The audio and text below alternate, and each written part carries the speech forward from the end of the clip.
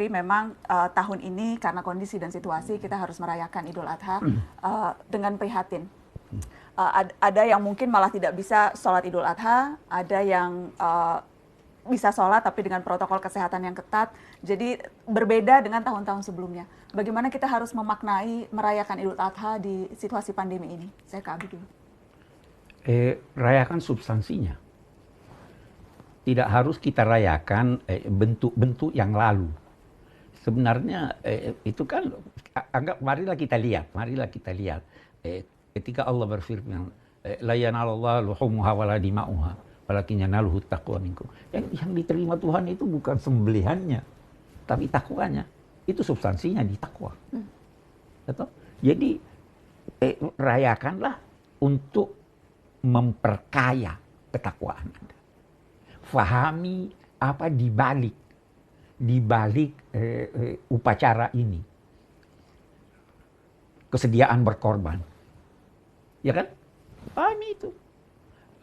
Fahami mengapa Allah memerintahkan Nabi Ibrahim menyembelih anaknya. Kenapa sudah diperintah dia batalkan? Pasti ada di balik itu. Nah, kita pahami itu, kita tarik dari sana. Tidak harus dalam bentuk ini. Ya, saya mau bilang begini. Kita itu diperintahkan percaya dan beramal soleh. Ya kan? Ya. Nah, beda amal soleh dengan amal baik. Saya beri contoh. Saya beri ulama senjata. Mahal. Itu soleh atau tidak? Tidak. Saya beri anak umur 10 tahun, pulpen paling bagus. Baik atau tidak? Pulpennya baik. Ya toh? Tapi tidak cocok buat dia. Soleh itu artinya yang bermanfaat.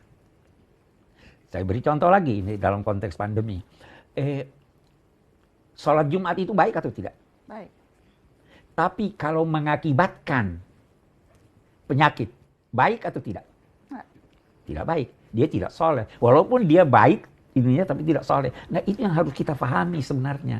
Itu sebabnya kalau orang berkata pergi haji, waduh kita tidak bisa pergi haji.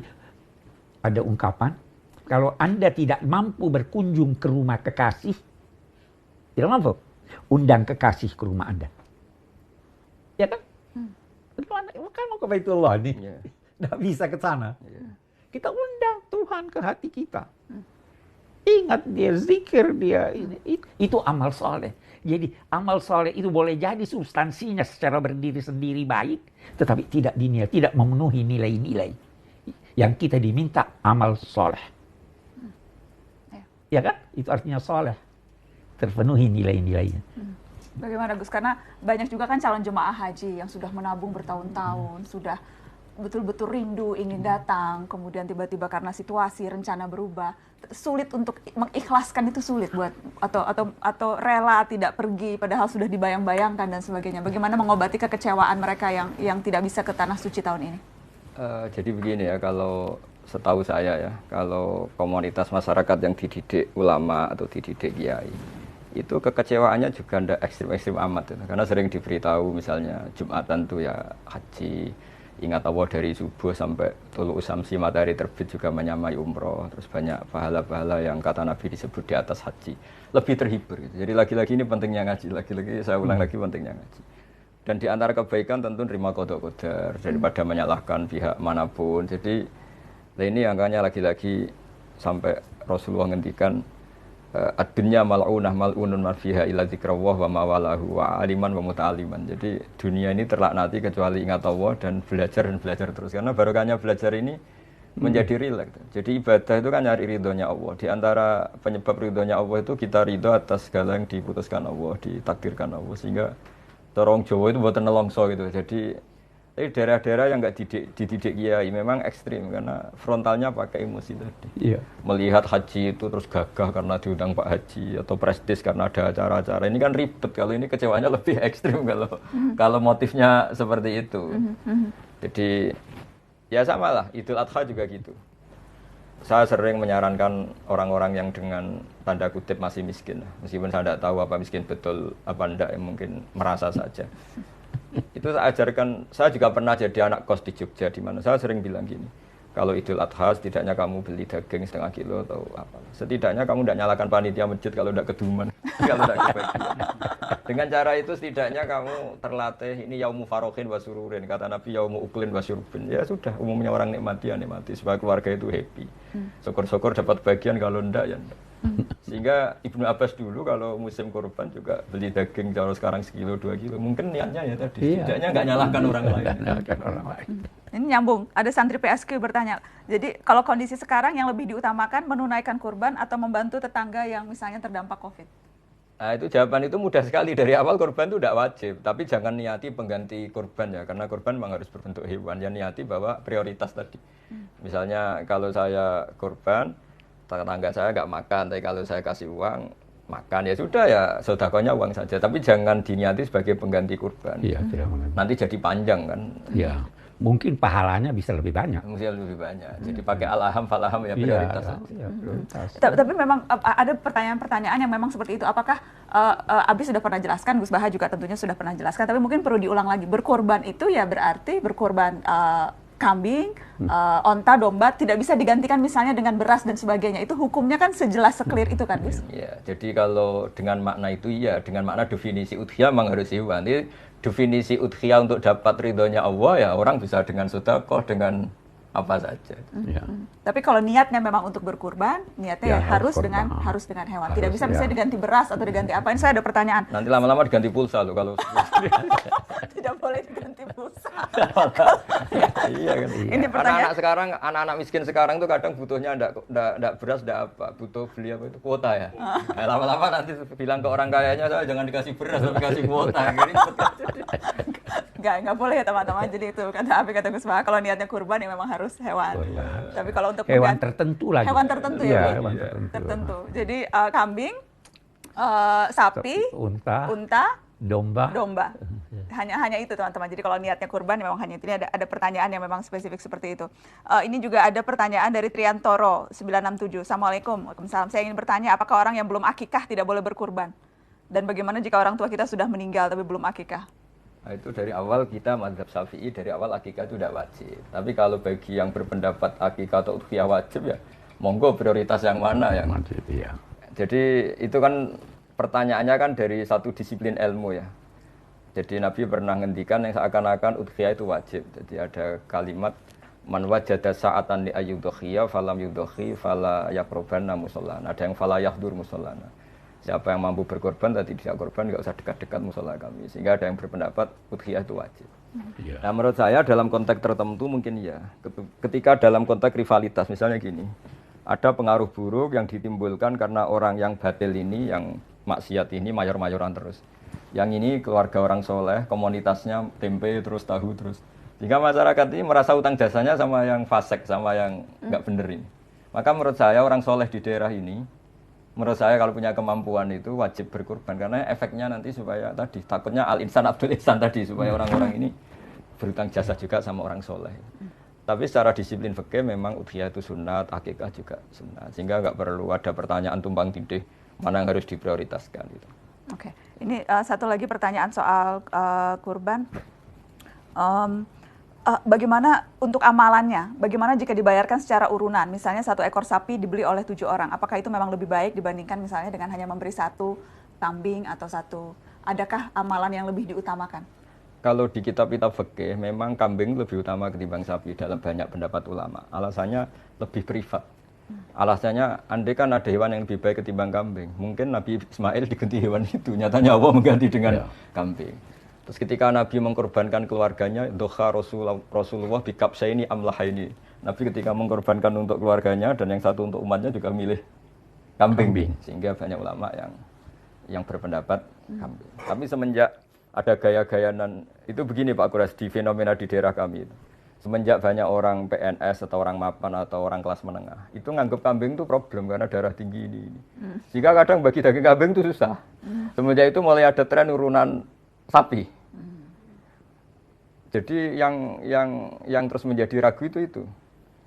Dan terus saya sering bilang, itu kelas menengah kan, seleranya orang di bawah itu yang penting daging kan. Tapi menurut pendapat saya kayaknya memang kalau sama-sama 1 sapi sama 1 personal kambing, saya lebih ikut pendapat yang mengatakan lebih baik kambing. Karena tadi laukana hunaka hayawanun yang lebih baik. Andai kan di sana ada hewan yang lebih baik dibanding kambing, mungkin Nabi Ismail gantinya ada kambing. Dan nyatanya Allah milihnya kambing. Kita alasannya ulama itu. Sempat dengar Gus Baha bilang kalau sapi pakai bertujuh nanti dipakainya rame-rame selesai. Itu guyonannya itu gara-gara gini. Saya di Jogja itu, saya itu kan itu Pak Kures. Karena dulu saya pernah mimpin musyawarah fikih. Pertanyaan itu nakal-nakal gini. Jadi misalnya ada si A gitu, bisanya urun sapi korban di masjid tahun ini. Istrinya bisanya tahun depan. Pertanyaannya Bapak, nanti istri saya bersama orang itu karena terus makanya terus agak ya kan karena kalau 7 orang kebetulan beda-beda pasangan, ya itu gimana nanti? Terus saya bilang, lah istri kamu cantik, cantik Bapak, nanti bareng yang ini. makanya kambing saja biar gak sama orang. Karena orang nakal itu banyak Pak, di fikih. Saya punya pengalaman fikih nakal ya tadi Mbak Naswa. Pernah ditanya, Gus, kalau sholat paling afdol gimana? Ya soft pertama. Ya kalau gitu masjidnya desainnya selatan utara, biar semuanya di depan. Selama masih barat ke timur pasti ada soft 2, soft 3. Jadi karena mereka seloro ya saya balas seloro ini kan. Terus ditanya lagi, lah paling bagus yang mana? Ya soft yang sisi kanannya imam. Ya sudah, imamnya diletakkan pol selatan. Biar semuanya dari sisi kanan. Nah, apa ya? Guyonan-guyonan gitu tuh mengganggu kita ribet kan, makanya terus ya sudah kalau kamu mau korban bareng-bareng risikonya itu loh. Nah, sehingga sebetulnya saya secara privat itu suka kalau masih mungkin suka 1 kambing. Tapi kalau secara syariat memang sapi cukup 7 orang. Tapi dulu itu setahu saya masih ahli dari keluarga gitu. Tapi nggak tahu sekarang kok. Sekarang tuh misalnya ada ya pokoknya kumpul uang sampai kemudian beli 1 sapi gitu. Jadi walaupun tidak berkenal dan sebagainya. Jadi siapa yang mau urunan gitu, arisan sapi gitu. Kemudian masing-masing urunan. Tidak terlarang. Ya, tidak terlarang. Silakan. Ya. Tapi kalau dan itu pun tidak wajib kambing kan. Tapi kalau ditanya yang mana baik dan harus kita jawab, maka kita bilang mengikuti Rasul kambing. Kambing, ya lu tanya yang baik. Ya. Walaupun darah mungkin tinggi. ada pertimbangan harga juga. Ya kan? Iya. Ya, kambing lebih mahal kalau 1, tapi sapi kalau 7 bisa lebih murah. Mungkin itu pertimbangannya. Oke. Tapi yang pasti yang pertama itu tidak wajib ya, Bi? Iya, tidak wajib. Tidak wajib. Tapi kalaupun kita mau melakukan berarti ikuti mana yang memang tuntunan dari Nabi. Oh, iya. Dari Nabi. Nabi tidak melarang. Tidak melarang. Tidak melarang. Oke. Mungkin penutup soal Idul Adha ini apa Abi mau sampaikan sesuatu? Monggo. Gus Baha mau sampaikan sesuatu? Tidak, saya cukup. Nah, Abi sudah sering kan. Gus Baha nih banyak yang kangen sama. Ya pokoknya pesan saya sama semua umat Islam lah, semua hidup itu harus senang lah. Ketika Nabi kalau dalam bahasa pondok mensifati menstatuskan hari Id yaumu farohin wa sururin wa aklin wa syurbin sampai diharamkan puasa. Karena Nabi inginnya orang senang semua di hari itu. Ketika Sayyidina Ali ditanya ibadah paling bagus dari Syawal atau Ramadan atau tausiatul iyal ya kalau melonggar keluarga. Karena kul bi fadlillah bi rahmati fa bidzalika falyafrahu. Setelah saya besar, ajaran bapak saya, Mbah Mun, guru saya itu, kelihatan beliau-beliau itu senang sekali. Ternyata setelah saya besar memang penting senang untuk oleh hal-hal yang boleh itu penting. Iya. Supaya kita tidak tergantung senang harus nunggu dugem, nunggu ini itu. Jadi mencari kesenangan di hal-hal sederhana sehari-hari itu penting ya, Gus. Di hari Lebaran ngundang penyanyi Siti Aisyah. Karena memang hari gembira. Gembira. Iya. Di hari Lebaran bagi-bagi uang buat anak-anak. Buat cucu-cucu. Salam tempel. Tapi Idul Adha biasanya nggak ada salam tempel. Kalau mau lebih gembira tidak terlarang. Oh, tidak terlarang. Iya kan? Langsung nagih semua nih. Biasanya cuma Idul Fitri ini. Jadi nanti 2 ya uang dari tadi. Idul Fitri dan Idul Adha. Kalau Idul Fitri udah dapat semua. Nanti 2 ya. Oh, Idul Adha daging kambing aja, Habib. Masing-masing dapat daging kambing. Alhamdulillah. Ya sudah. Alhamdulillah, terima kasih banyak. Gus Baha, terima kasih ya. Alhamdulillah senang banget bisa silaturahmi, bisa ngobrol-ngobrol. Kalau saya berkali-kali datangi pacarannya Mbak Nana. Insya Allah. Yang dikenang oleh putri saya. Ketika Mbak Nana bilang, setahu saya ini GR ya saya sebagai putri. Mufassir terbaik itu abi saya. Terus kata putri saya, nanti putrinya Mbah Mun ya bilang gitu. Lama-lama nanti setelah bapak tua saya juga akan bilang gitu. Niru Mbak Najwa. Acara di sarang gitu.